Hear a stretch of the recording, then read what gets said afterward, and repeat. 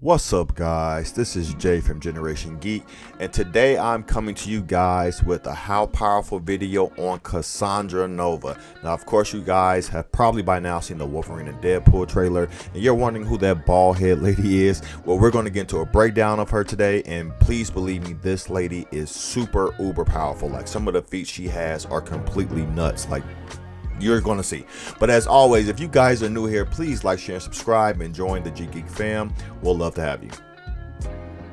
Okay, first off, so what you guys have to understand about Cassandra Nova, you may see some things online that she is actually Charles Xavier's sister, which is kind of true. What she is a Mummudrami something. It's an anti-self. Basically, in the sheer society, which you guys all see, you know, with Lalandra and Gladiator and stuff like that, is that every person has an equal and opposite self, and it's like an evil spirit. And Charles Xavier, being such a powerful psychic from birth, he was born with an anti-self, but it was able to take actual physical form. So while he was in the womb, he battled against this entity and was able to destroy it, and that entity ended up being Cassandra Nova. Well, at least he thought he destroyed it. Now, where Cassandra Nova really started to show herself was in New X-Men, in which she was the one that actually was the reason why Genosha was destroyed. So if you guys have recently watched X-Men 97, spoilers ahead, if you saw what happened to Genosha with the Sentinels and stuff like that, that was actually in comics because of Cassandra Nova. She actually did that. Some people may be confused because they might see Cassandra Nova as a mutant, and she's really not. She is her own entity, a psychic entity that actually outclasses some of the most powerful telepaths on the planet. Like, seriously, no joke. This being was able to not only battle against Jean Grey, but Charles Xavier and the rest of the X-Men at the same time. Was so powerful that Jean actually had to ask Professor Xavier for help to just stave off her assault on her mind. Now, let's get this straight. Jean and Charles Xavier are two of the most powerful telepaths on the planet, Omega level telepaths, and she was able to treat them like they were nothing while also battling Cyclops, Wolverine, and Beast. Cassandra Nova is such a powerful entity that she was able to make Rachel Summers, the one we know as, I believe, Paragon now, and is also a consistent host for the Phoenix Force, has made Rachel Summers her own lapdog and made her fight against Jean to the, like, when I say lapdog, like, she literally had Rachel Summers by a psychic leash and had her on her hands and knees on all fours like a dog and made her attack Jean. Now, because she is such a powerful telepath, she was able to fight back a little bit, and so she wasn't going all out on Jean, because Cassandra says to her, I thought you'd be able to harm Jean, but Jean was like, no, she's fighting you back. That's the only reason why she's not going full out, but she was still able to make her minion. Like, that's a crazy amount of power. And she's such a powerful entity that even her psychic abilities have actual, like, real life destructive power. Like, she's been able to blow up people's head.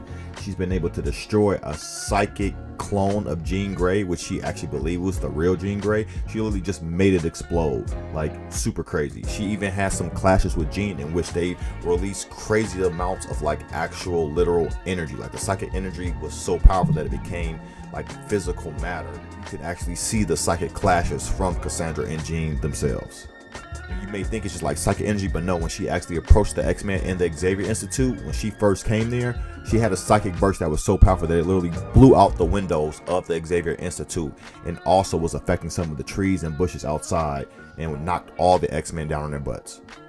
And because she is a psychic entity that chooses to use like this fake human body, well, it's a real human body, but it's just like a host body, but she has an amazing amount of durability. Like, she was able to take a punch from Rachel Summers, who literally broke her jaw, and she just like reconnects it back.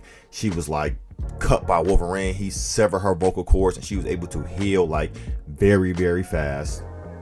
She's been stabbed. She was even embedded in the back of the head by, I believe it was Badger, one of the clones of Wolverine or clones of Lore. Like, literally had Nightcrawler teleport behind Cassandra and stick her hand inside of her brain, like her actual skull, and was able to push her back out physically.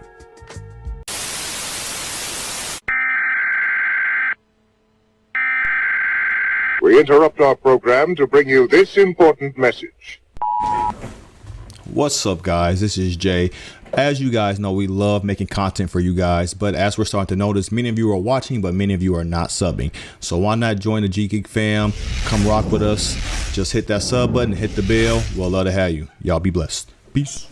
Like, even Emma Frost in her diamond form snapped her neck, and then she was shot repeatedly and still did not die. Like, this lady has an amazing amount of durability. Like, she's not just a normal human. You're not just assassinating her or taking her out with Wolverine's claws or any physical abilities. Like, Cyclops shot at her. His beams like went straight through her, like she was almost unaffected by it. And then, speaking of Emma Frost, another underrated thing is that on the attack on Genosha, she is actually the reason why Emma Frost got her secondary mutation to turn into her diamond skin. She was talking to Emma Frost and was breaking out her plan for Genosha and telling everything that was going to happen. And then Emma Frost was like, well, how am I going to survive this attack? And she's like, oh, my dear, secondary mutation. Like, I'm going to help unlock your secondary mutation so that you can survive the attack on Genosha. Like, Cassandra Nova has some underrated feats that has literally changed the Marvel landscape. People just think that Emma Frost always had that diamond skin, and she didn't. It was actually unlocked in like 2001 by Cassandra Nova. And of course, I cover one of these feats in Gladiator versus Blue Marvel. And I'm sad to say this about my man's Gladiator, but obviously we know that his power comes from his confidence. Well, Cassandra Nova, in her entity form of what she really actually looks like, was able to hem Gladiator up.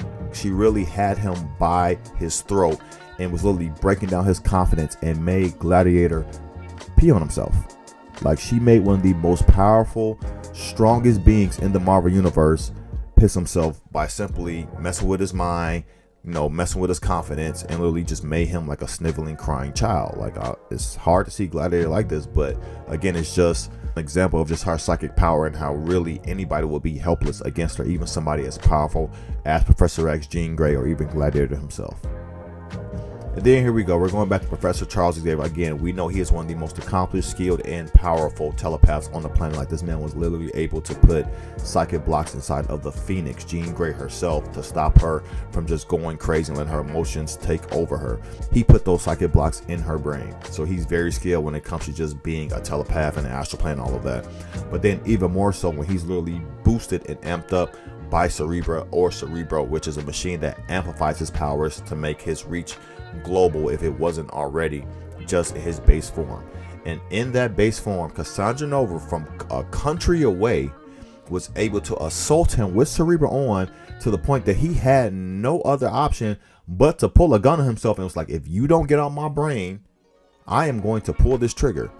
And she literally had to let him go, otherwise she would have been trapped in there as well. And the fact that she's able to take Professor Charles Xavier to such a limit that he had no other recourse but to take himself out shows you just how powerful she really is. And that's my list. Did you guys know that Cassandra Nova was this powerful? I surely did not.